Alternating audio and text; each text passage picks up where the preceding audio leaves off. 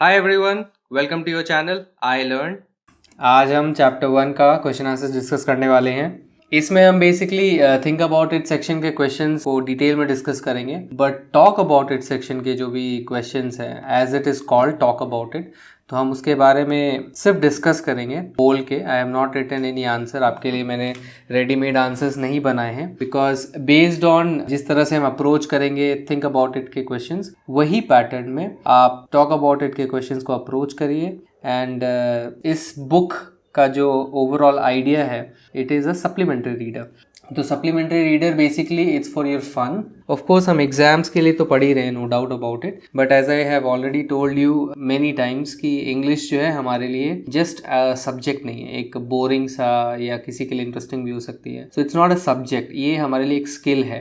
And skill जो होती है, स्किल का टेस्ट जब होता है जब आप उसका इस्तेमाल करते हैं। तो उसका इस्तेमाल कहाँ पे होता है? जब you think about these questions, जो क्वेश्चंस है उसके आप थोड़ा सा बाहर निकल के, तो ट्रिकी कौन था, ट्रिकी की ओनर कौन थी, ये इसमें आपकी स्किल नहीं लगती, इसमें आपकी मेमोरी पावर चेक की जाती है। स्किल उसमें लगता है जब आपसे थोड़ा एक्स्ट्रा क्वेश्चंस पूछते हैं कि आपको क्या लगता है कि मिसेस पंफ्री किस टाइप की लेडी हैं, आपको क्या लगता है क्या ट्रिकी खुश है। सो ऑल दीज क्वेश्चंस जो आपके इंग्लिश कॉम्प्रिहेंशन को, I would not say it is a English comprehension, I would say it is just your comprehension skill in general, कि आप कैसे चीज़ों को पढ़ के कैसे उसका मीनिंग डिराइव करते हैं। And it is even true कि अगर आप एक न्यूज़ आर्टिकल पढ़ के आप कैसे रिएक्ट करते हैं, आप क्या इंटरप्रेट करने की कोशिश करते हैं। तो ये जो स्किल्स हैं वो आपकी यहाँ से स्टार्ट होंगी, स्कूल से, कि आप कैसे एक सिंपल सी स्टोरी पढ़ के कैसे आप अपने आप को डेवलप कर रहे हैं। एंड वहीं जब आपको एक न्यूज़ आर्टिकल प्रेजेंट किया जाएगा तो आप किस तरह से विश्वास करेंगे उस न्यूज़ आर्टिकल का, या आपको किसी ने speech the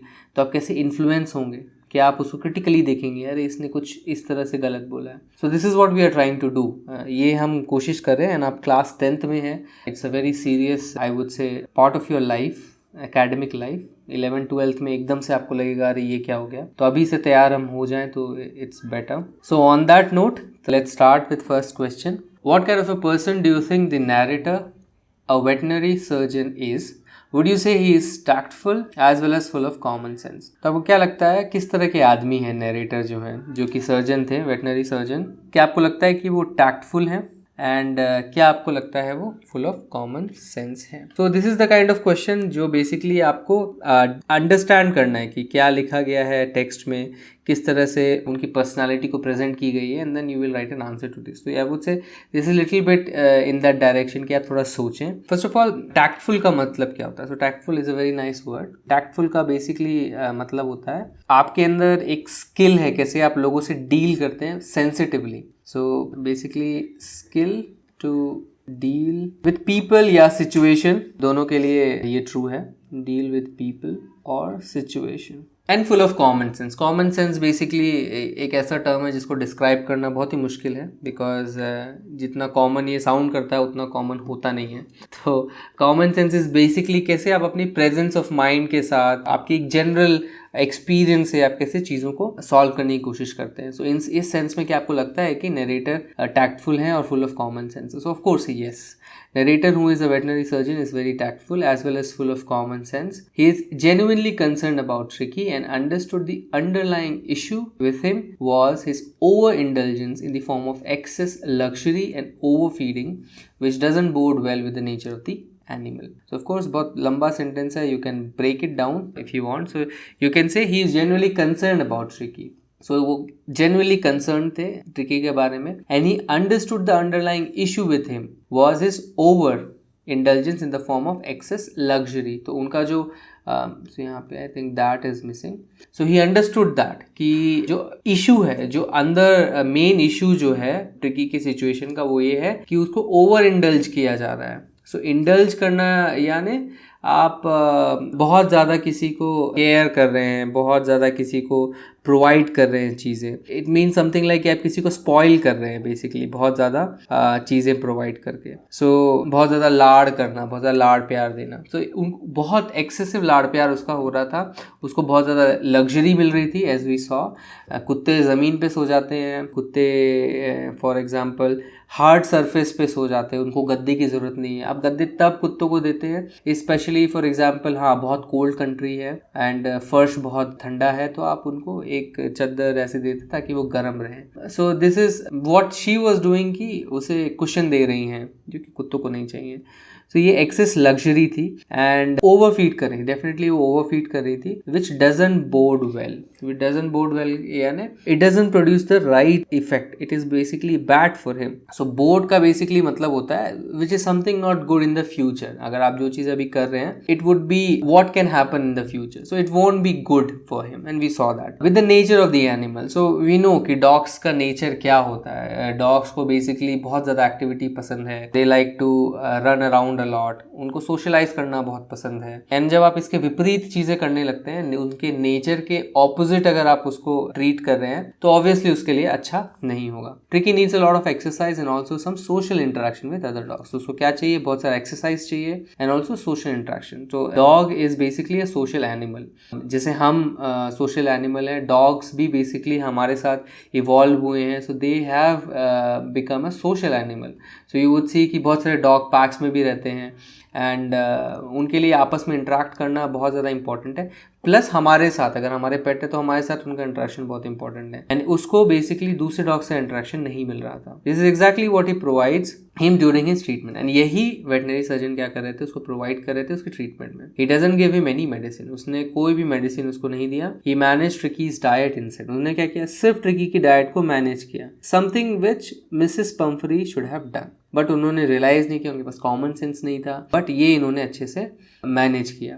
he also deals with Mrs Pumphrey very skillfully, taking utmost care that her feelings are not hurt, with the realization that she was the real reason for the declining health of her dog. So the first part, जो ये first part है, basically shows की surgeon के पास बहुत ज़्यादा common sense था and उन्होंने रादर देन मेडिसिन उन्होंने सिंपल डाइटरी चेंजेस और लाइफस्टाइल चेंजेस से उसको ठीक किया। Second part is about him being tactful. So उनके पास एक डिफिकल्ट सिचुएशन भी थी। डिफिकल्ट सिचुएशन क्या थी कि मिसेस पंफरी जो है अपने डॉग को बहुत ज़्यादा प्यार करती थी and you can also see कि ट्रिकी भी मिसेस पंफरी को बहुत ज़्यादा प्यार करता था। सो द प्रॉब्लम वॉज कि उनकी फीलिंग्स हर्ट हो जाती है अगर वो डायरेक्टली कहते हैं कि यू आर द रीजन, आप ही रीजन है अपने आपके कुत्ते के बेसिकली डिक्लाइनिंग हेल्थ के। सो यू कैन थिंक कि अगर आपको ऐसा कोई कहे कि आप ही मेन रीजन है, तो आपको कितना हर्ट फील होगा। एंड इस चीज़ को वो समझ रहे थे, तो टैक्टफुली उन्होंने बहुत हैंडल किया। उन्होंने क्या किया? उन्होंने बहुत अच्छे से उनकी फीलिंग्स की कदर करते हुए उनको ये नहीं जानने दिया कि उनके डिक्लाइनिंग हेल्थ का रीजन वो खुद है।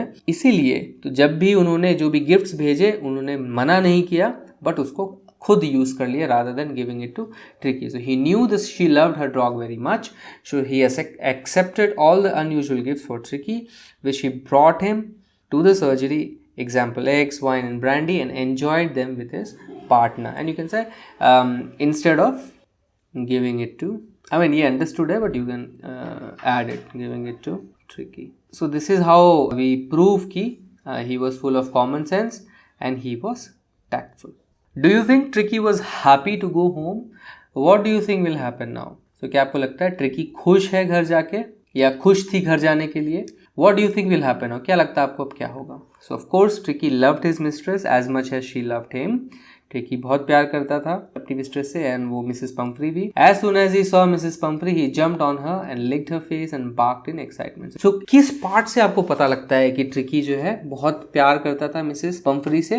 The way he reacted. So of course अगर वो प्यार नहीं करता मिसेस पंफरी से, तो उनको इस तरह से, इवन दो उसका इतना अच्छा फेस चल रहा था, इतने सारे डॉग्स थे, इतना सोशल इंटरेक्शन था उसका, वो खुश लग रहा था उनकी सर्जरी में, डिस्पाइट दैट जब उसने मिसेस पंफरी को देखा तो वो कूद पड़ा उन पे, उन्हें चाटने लगा एंड उन एक्साइटमेंट में बात करने लगा। So this is the tell tell sign कि he loved Mrs Pumphrey. So it's very clear कि मिसेस पंफरी उसे बहुत अच्छे से ट्रीट करती थी and that is why he loved her. We can assume that narrator doesn't reveal to Mrs. Pumphrey about what he did to her gifts for Tricky. And हम ये assume कर सकते हैं कि narrator ये reveal नहीं करेंगे मिसेस पंफरी को कि उन्होंने क्या किया उस गिफ्ट के साथ। सो सी देयर आर वेज आप इस आंसर को लिख सकते हैं, बिकॉज हम जहाँ जा रहे हैं, ये स्टोरी यहाँ से स्टार्ट हुई, ये स्टोरी यहाँ पे ख़त्म हो रही है, अब हमसे सवाल यहाँ का पूछा जा रहा है। इट्स लाइक कि जब आप कोई मूवी देखते हैं एंड मूवी के ऐसी एंडिंग हो गई कि हीरो हीरोइन की शादी नहीं हुई या हीरो हीरोइन से मिला नहीं, जिसे कहते हैं हम हैप्पी एंडिंग नहीं हुई, तो आपको बोले अरे यार इसके आगे क्या होगा हमें पता नहीं है। सो यू से ना मूवी बड़ी बेकार थी, पता ही नहीं चला एंड में क्या होगा। So this is that scenario where हमें पता नहीं है आगे क्या होगा, है ना। So you have to keep guessing, ये भी हो सकता है, ये भी हो सकता है, ये भी हो सकता है। हाँ, when you are imagining things आप ये मत कर देना कि इतना ज़्यादा डाइवर्ट हो जाओ कि आप पूरा रिवर्स ही कर दो चीज़ों को। But of course you have so many options, हमारे पास इतने सारे एग्जांपल्स हैं रियल लाइफ से। और your imagination, let your imagination run wild and अपनी स्टोरी फैब्रिकेट कीजिए। बट द थिंग इज़ कि जब भी आप कोई भी चीज़ इस तरह के क्वेश्चंस को अगर आप आंसर कर रहे हैं जहाँ पे you are trying to predict कि क्या होगा, व्हाट डू यू थिंक, तो आप ट्राई कीजिए कि आप कुछ थ्रेड्स जो भी मेन स्टोरी के हैं उससे आप थोड़ा थोड़ा कनेक्ट करते रहिए, तो ऐसा लगेगा कि हाँ आपने जो अज्यूम किया है it is based on something that happened during what was told to you. तो यहाँ पे हम क्या बोल रहे हैं, हम ये अज्यूम कर सकते हैं कि नरेटर ने रिवील नहीं किया होगा। मैं ऐसा क्यों कह रहा हूँ, बिकॉज अगर उसे रिवील करना ही होता तो वो खाता नहीं, क्योंकि उसे पता अगर वो रिवील अब कर देगा तो मिसेस पंफरी बहुत नाराज़ हो जाएंगी कि मेरी इतनी एक्सपेंसिव गिफ्ट्स का आपने खुद कंज्यूम कर लिया।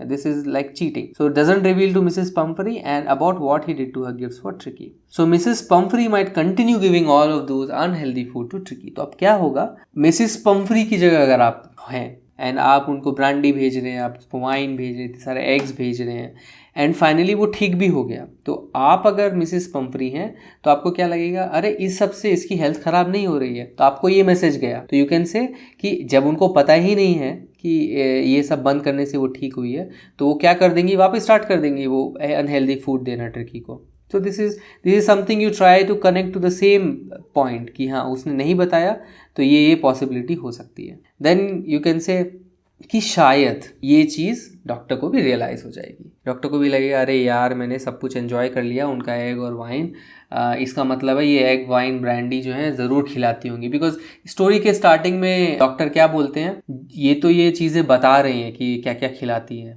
मुझे पता नहीं बाकी और क्या चीज़ें जो खिलाती है, जो हमें बाद में पता लगता है, जैसे वाइन होगी, ब्रांडी होगी, अनहर्ड ऑफ चीज़ें, ऐसी चीज़ें जो आप सोच भी नहीं सकते हो। तो जब मे बी शायद डॉक्टर जो फुल ऑफ कॉमन सेंस है, टैक्टफुल हैं, जैसे हमने फर्स्ट क्वेश्चन में देखा, तो वो सोचेंगे अरे यार मुझे बता देना चाहिए, क्योंकि अगर मैं नहीं बताऊंगा तो ये ट्रिकी का हालत वही हो जाएगा। तो हो सकता है कि वो बताएंगे भी उसको। तो but I think that the doctor and Mrs Pumphrey will have a detailed conversation about how he manage to cure her during that, and during that he will also caution her not to overfeed and give Tricky a lot of exercise. तो obviously detail conversation इसलिए भी होगा because Mrs Pumphrey ने बोला कि this is triumph of surgery, she would be curious कि आपने ये मैजिक कैसे किया। तो जब उनका डिटेल कॉन्वर्सेशन होगा तब वो बताएंगे कि कैसे उन्होंने मैनेज किया उसको ठीक करने के लिए, एंड उनको फिर वो हिदायत भी देंगे कि आप उसको ओवरफीड करना बंद कीजिए, एंड शायद वो बोलेंगे कि ये सब भी बंद कर दे तो अच्छा होगा, एंड आप इसे बहुत सारी एक्सरसाइज दीजिए। So there are many things you can even add further अगर आप चाहें तो। Question 3, do you think that this is a real life episode और मे फिक्शन और is it a mixture of both?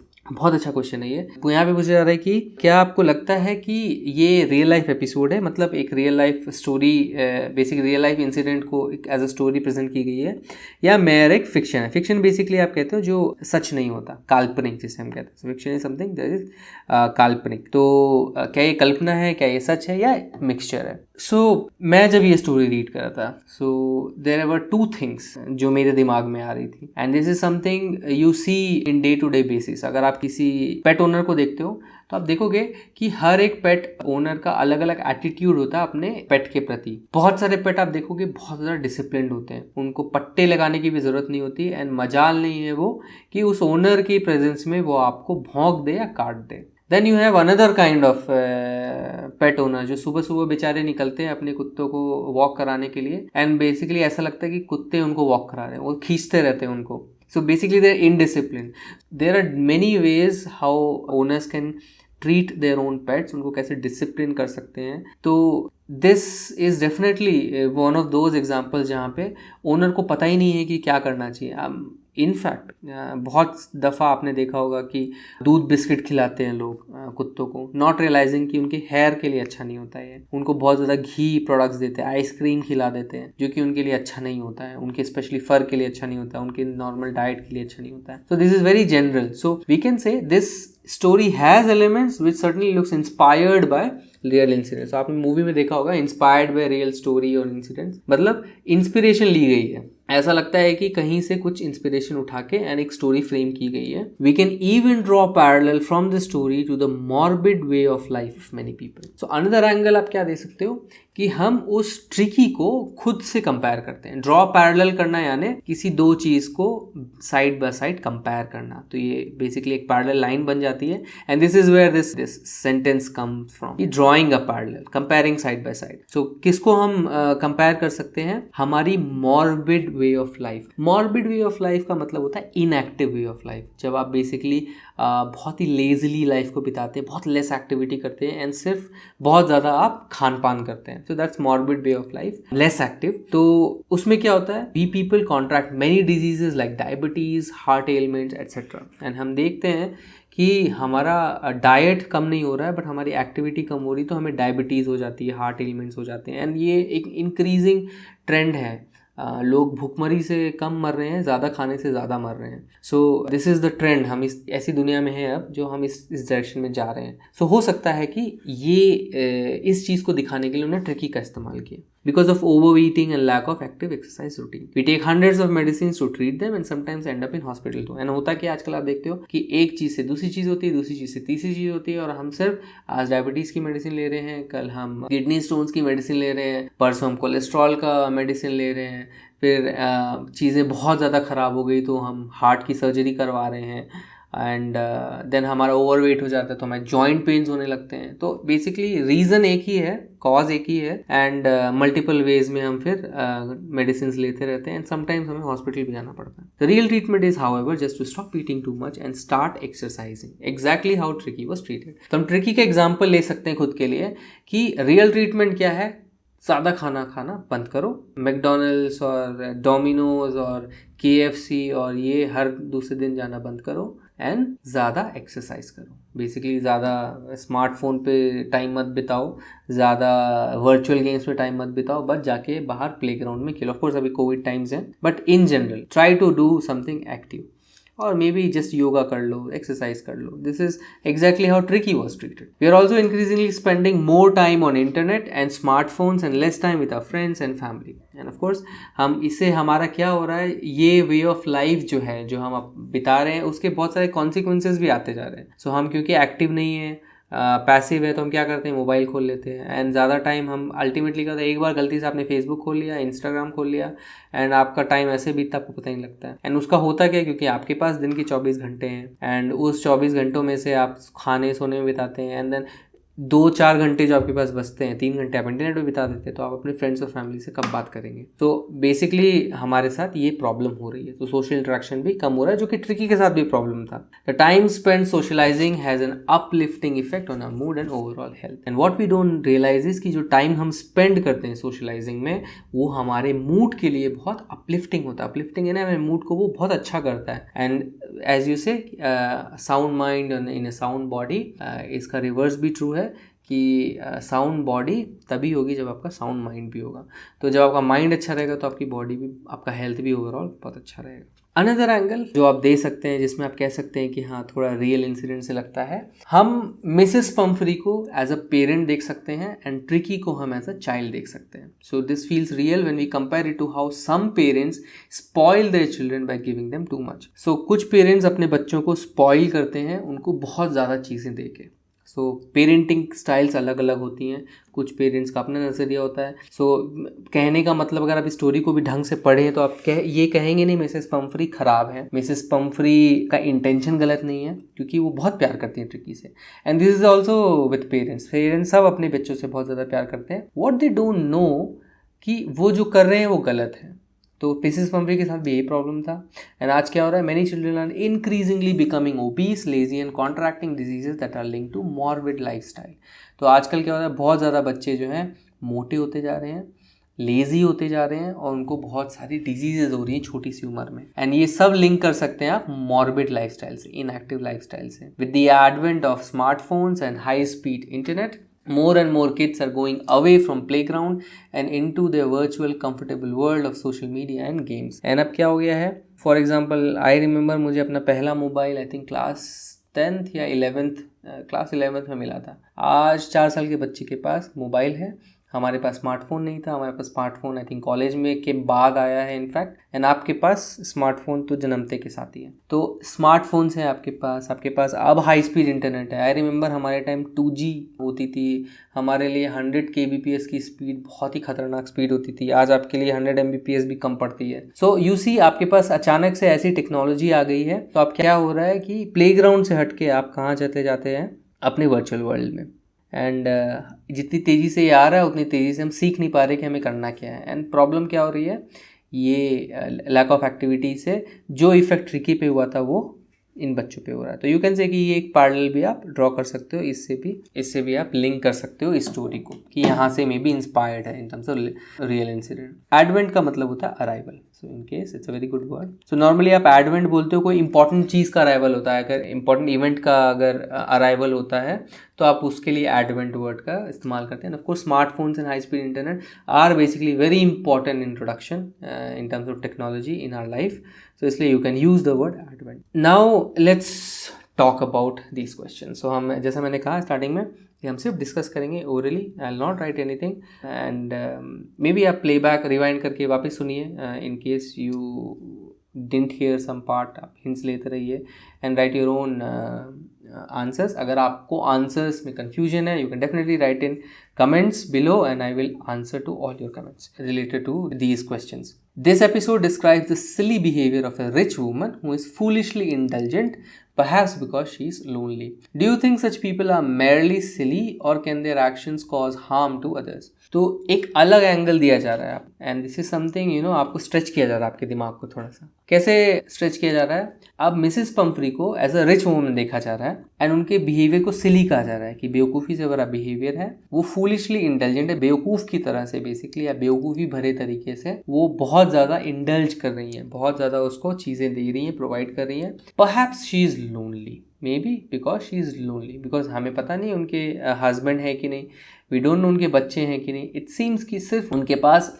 बहुत सारे नौकर चाकर है और ट्रिकी है, तो हो सकता है कि वो अकेली हैं एंड इसीलिए ये रीज़न है उनकी इस फूलिश बिहेवियर का। क्या आपको लगता है कि ऐसे लोग सिर्फ सिली होते हैं, सिर्फ बेवकूफ़ होते हैं, या उनके एक्शंस सिली बेसिकली सेइंग कि हार्म नहीं कॉज कर रहे, they are just you know being silly, just बेवकूफ़ी कर रहे हैं, नो हार्म डन, और क्या एक्चुअली में उनके एक्शंस हार्म करते हैं? सो of course very easy is कि हाँ उनके एक्शंस हार्म करते हैं, बिकॉज यू कैन से एग्जांपल ऑफ ट्रिकी कि कैसे she was becoming fat, she was become obese and उससे उसको फाइनली डिजीजेज हो रहे थे, यू नो डिजीजेज या लैक ऑफ एक्टिविटी की वजह से उसकी हेल्थ डिक्लाइन हो रही थी एंड वी डोंट नो क्या डिजीज हो further. So yes they can cause harm, but problem क्या है, may be she is ignorant. So word is ignorant, she is not aware कि एक्सरसाइज का इंपॉर्टेंस क्या है ना। शी डजंट नो कि this is not suited for a dog for example.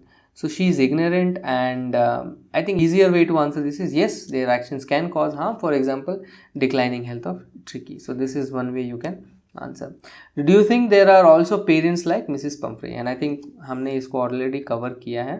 क्या आपको लगता है कि इस तरह के पेरेंट्स होते हैं जैसे मिसेस पंफ्री? डेफिनेटली हमने क्वेश्चन 3 में आंसर किया कि यू कैन इवन से कि ऐसा लगता है इस स्टोरी को देख के कि एक पेरेंट और चाइल्ड को डिस्क्राइब किया गया है कि कैसे पेरेंट्स जो है स्पॉइल करते हैं कुछ अपने बच्चों को।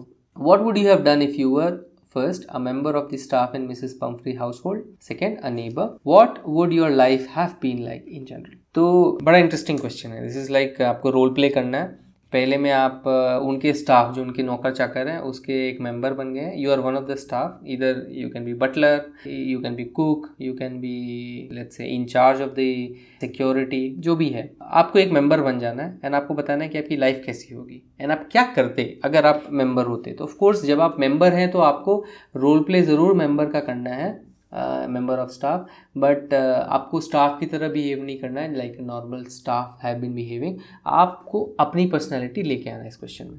तो आप कह सकते हैं फॉर एग्जाम्पल अगर मैं मेंबर ऑफ स्टाफ होता या होती तो मैं धीरे धीरे हिंट देती, बिकॉज आप ऑब्वियसली आप मना नहीं कर सकते हो, यू कैन नॉट से नो टू मिसेस पंफरी, वो आपकी बेसिकली बॉस हैं, तो आप बॉस को मना करोगे तो आपको नेक्स्ट दिन फायर कर देंगे वो। सो यू कैन नॉट से कि नहीं मैं ये नहीं करूँगा जो आप कह रही हैं, but you can use your influence. आप कह सकते हैं कि I can use my influence, I can share some experiences with Mrs Pumphrey कि देखिए Mrs Pumphrey this is not how you raise a dog, ऐसे करने से ये हो जाता है, ब्रांडी मत दीजिए, कुत्ते लोग डाइजेस्ट नहीं कर पाते या उनके लिए बहुत ज़्यादा कैलोरीज हो जाएंगी, वाइन नहीं देते हैं कुत्तों को, आप एग्स इतने मत खिलाइए, and you know so these kind of small pieces of advice धीरे धीरे आप देते रहिए। May be you can also try कि जब वो आप खाना डालने बोलें, या बेसिकली अगर आप कुक नहीं हैं या आप खाने के इंचार्ज नहीं हैं तो आप मे बी जो खाना देता है उनको आप थोड़ा सा बोल सकते हैं कि यार थोड़ा सा डाइट इसकी कम कर दो, मिसेस पंफरी को पता ना चले बट फिर भी you know for the sake of tricky.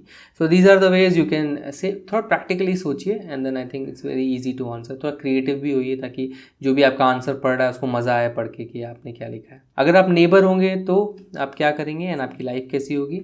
Neighbour होंगे तो there are many angles you can look at it. अगर मिसेस पंफरी जैसी आपकी नेबर है जो इतने गिफ्ट्स लाते रहते हैं तो यू कैन से बहुत फन है, Miss Pumphrey is very fun, she is very rich, मुझे बुलाती रहती है पार्टीज़ में, बट मैं जब देखूंगा या देखूंगी ट्रिकी को तो मैं उनको बोलूँगी अरे ऐसे नहीं करना चाहिए, आपकी ट्रिकी बहुत मोटी हो रही है, आप उन्हें टहलाती क्यों नहीं, मैंने आपको कभी देखा नहीं बाहर ऐसे टहलते हुए, अरे आधा घंटा इनफ नहीं होता है, you should walk more, you should run with tricky. और you can use one of your staff, आप स्टाफ का इस्तेमाल कर सकती हैं उनको दौड़ाने के लिए, प्ले करने के लिए।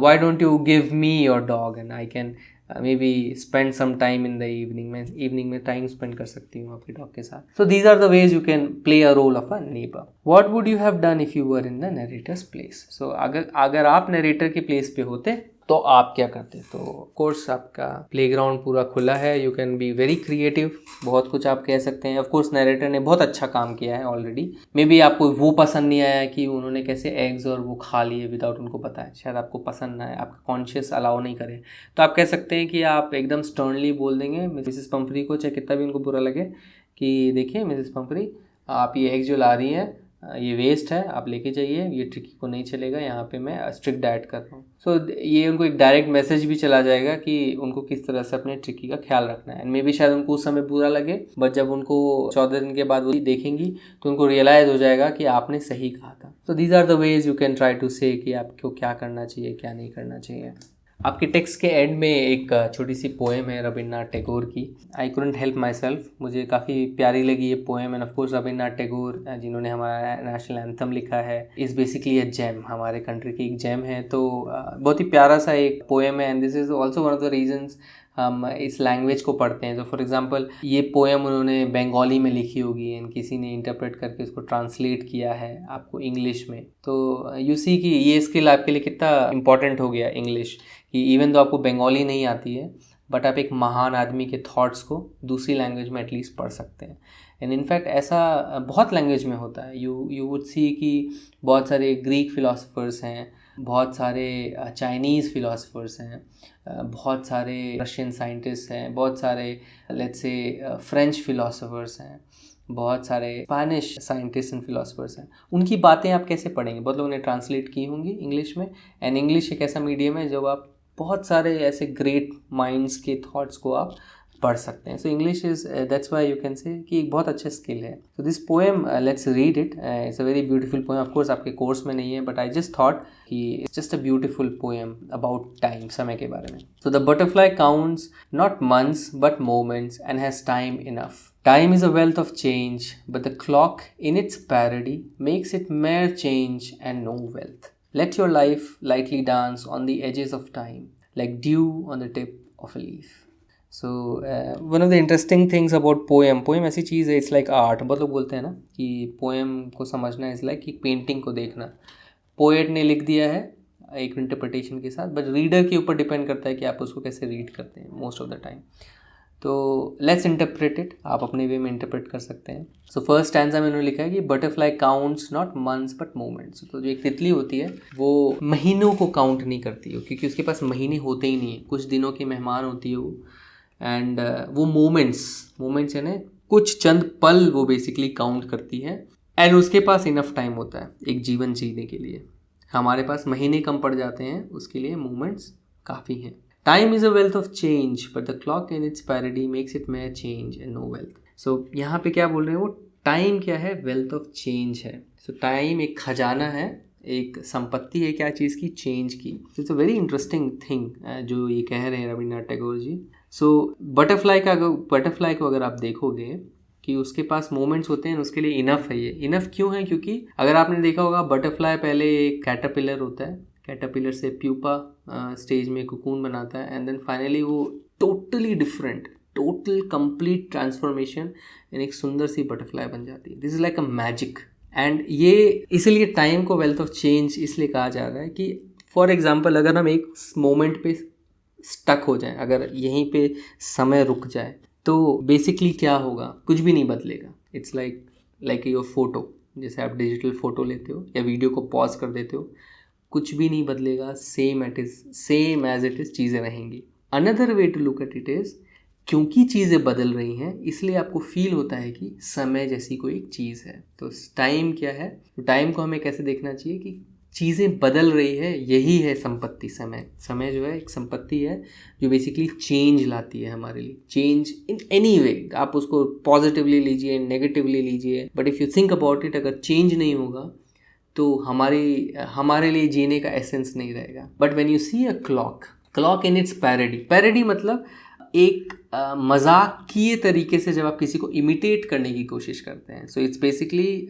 कॉमिक और ह्यूमरस इमिटेशन। तो क्लॉक का काम क्या है, वो समय को इमिटेट करता है, बिकॉज वो हमें हेल्प करता है ये दिखाने के लिए कि समय एग्जिस्ट करता है। समय को एग्जिस्ट करने के लिए क्लॉक की ज़रूरत नहीं है, समय है। बट हम क्लॉक की मदद से मेजर करते हैं टाइम को, टिक टिक से हमें पता चलता है कि 1 सेकंड चेंज हो रहा है। बट प्रॉब्लम क्या है, ये एक कॉमेडी है। रविन्द्रनाथ टैगोर बोल रहे हैं कि ये जो क्लॉक हमने बनाया ये कॉमेडी है। क्यों?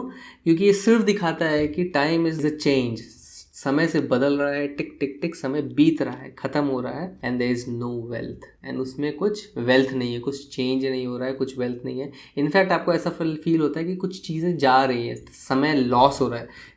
एक घड़ी को देख के आपको सिर्फ फील होता है कि समय जो है आपका जा रहा है, जबकि आपको समय को कैसे देखना चाहिए, as a wealth of change. So last में उन्होंने एक वे ऑफ लिविंग उन्होंने कहा है, एक एडवाइस के हमें कैसे जीना चाहिए। Let your life lightly dance on the edges of time like dew on the tip of a leaf. तो let your life lightly dance, and now you can interpret it any way you want, कि आप life को enjoy कीजिए, बहुत light लीजिए चीज़ों को, बहुत सीरियसली मत लीजिए। On the edges of time, basically हमारे पास समय ऐसा है as if like a dew on a tip of a leaf. वो कब गिर जाएगा हमें पता नहीं है। ड्यू ओस जो है वो आता है और चला जाता है, सुबह आता है एंड दोपहर से पहले पहले उड़ जाता है या गिर जाएगा अगर वो एक ड्रॉप हुआ तो।